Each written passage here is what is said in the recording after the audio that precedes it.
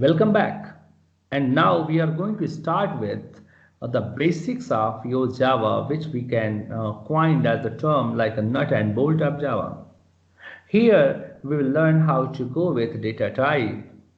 What are the simple operators you will use in your Java language? So here, if we will start with the agenda, so here you will see how to go with the different data types available in your Java. How you should declare your data type, how you should declare your variable, what are the different conditional statement, what are the different loop, and how to convert one data type into another. Here you will know, after learning these entire things, you will know how to write primitive data type, what is the Unicode character, how to write a variable, constant, how to declare variable and classes, simple operator in Java, conditional statement and loop, conversion, compound and bitwise operator, the effect of precedence. So here one by one I am going to start with this. If anyone asks you to divide your Java data type, because this time my entire focus is on variable. So if anyone asks you, you have to write your variable, so definitely you have to assign some data type to your variable. So that data type, if anyone asks you to divide, so you can divide your data type into two parts. First part will be primitive data type and second part will be reference data type.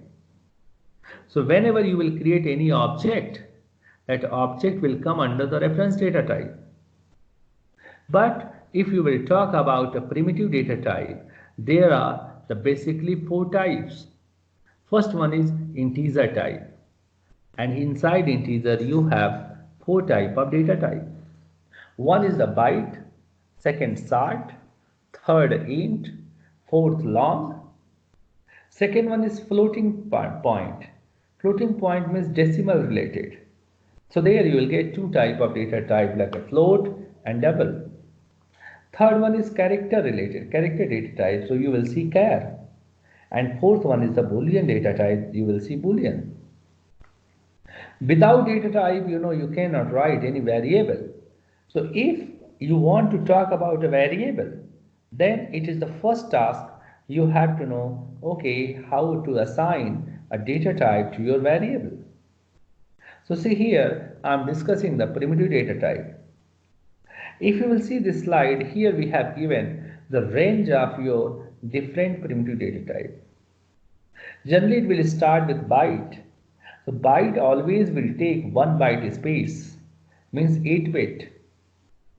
If you will take the range, so range will be from -2 to the power 7 to 2 to the power 7 minus 1. If you will talk about a sort, then it is taking 2 byte space, means 16 bit. Range always will be from -2 to the power 15 to 2 to the power 15 minus 1. Int will take 4 byte. Long will take 8 byte. Float will take 4 byte. Double will take 8 byte. Boolean will take only 1 bit. And there you will be able to store true and false. However, char will take 2 byte and 16 bit space. And their range will be from 0 to 2 to the power 16 minus 1. So here is all the predefined primitive data type. Here I am not going to take every name of the range. Easily you can understand if somewhere it is using 32 bit. So range automatically will be from -2 to the power 31 to 2 to the power 31 minus 1, like that. So range automatically you will be able to understand. After that, yes, data type you are able to understand, and what are the range of data type. Now you are ready to write a variable. Always there are few fundamental rules to write a variable. Like a variable name must begin with a letter, after which it can be sequences of letter or digit, but must start with letter. You cannot start your variable with 1, 2, 3. Character like A to Z, a small a to Z, or underscore, a dollar, or letter of other languages supported by Unicode. Means anyone you can use. Digit 0 to 9 are any Unicode that represent digit. Length of the variable name is unlimited, any length you can choose. But you should not be able to use reserve keyword. Reserve keyword what are available in Java. So those reserve keyword you cannot use as a variable. Like for, if.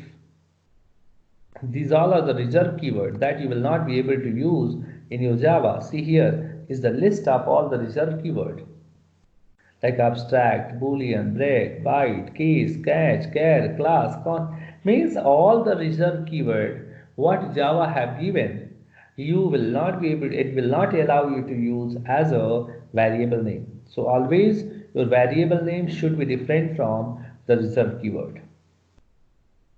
Now it is time to enter inside the variable.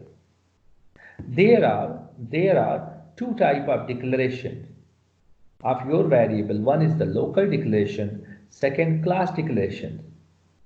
So here I'm going to talk about a local declaration. Or sometime you are saying local declaration and global declaration. So local declaration means always your variable must be part of method. Always your variable must be part of method. And if it will be the local variable, means if it will be the part of method, then you have to provide value to your variable. Your variable must be initialized. If you will not initialize, means you will not give value, then it will show error at calculation time. If you use that variable, it will show error.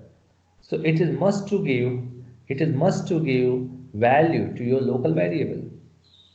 If you have a class level variable or global variable, these variable directly you can write inside the class. These variable will be outside of the method. You will not write inside the method.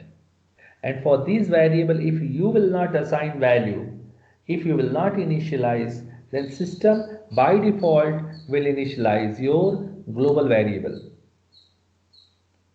Like here, example, if you will see, here I am using a student class and here name and roll number. These two are the global variable. However, string title is part of display method. So title will be local variable. However, name and roll number is directly inside the class outside of the display method. So it will be global variable. Here, if anyone talk, what will be the default value system will assign for your global variable. So for all the bytes are int long, it will assign 0. For float and double, it will assign 0.0. For all the character, it will assign null or this one backward slash u and 0000 or for boolean false for string null. So hope up to this stage you are very much comfortable, you are able to understand how to write a variable, what you should use to write your variable, what are the different range means difference between local variable and global variable, what is the data type, what is the range of data type, what is the default value it have given for the global variable. So hope you all are comfortable up to this stage. Thank you very much. Thank you.